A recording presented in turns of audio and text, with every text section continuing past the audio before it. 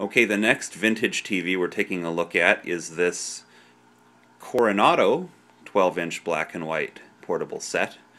Now, Coronado is the house brand of the Gamble's store. So some of you in different parts of the country may or may not be familiar with that, because I think that Gamble's was mostly a Midwest chain, although I need to do some research on that to figure out exactly where they were located.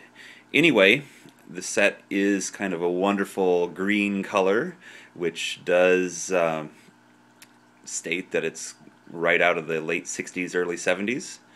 One thing the set did have that's missing now was a smoked plastic cover over the face of the CRT, but that's long gone. Anyway, this video is a little bit out of sequence. I've already had the set apart because it had exhibited some vertical problems, so I thought I'd have a look at the vertical oscillator and output tube, which is a 17JZ8, and it indeed was weak in one section, so I found a different tube and replaced that. The tube that was in it was this one right here, and it's hard to get a good video of it, but it's Mico or Mico brand, M-I-C-O, which I don't really see too often. The set was originally built by Sharp, so they were the ones who manufactured it for Gamble's. There you can see the back of the set. You can see some of the tubes. I've already cleaned this set out a little bit, but it's still pretty dusty in here. But I think that it's a relatively low hour set. It just sat in a dusty environment for quite a long time. Look at that gigantic dropping resistor right there. It's a series string set, but when you add up all the tube filaments together and they don't equal 120 volts, you have to have a resistor like that to take up the rest. Anyway, pretty soon here I'll put the back on and we'll fire it up and see if the tube replacement cured some of the vertical problems that the set had.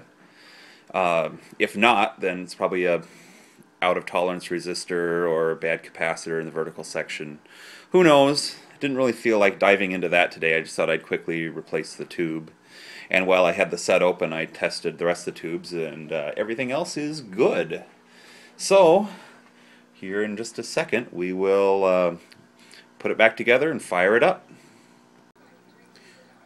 Okay, here the set is put back together. It still needs some vertical tweaking. The linearity is off just a little bit, so I'm going to have to tweak that and probably check the vertical section for some out of tolerance components. But for the most part, it looks like it's working pretty good.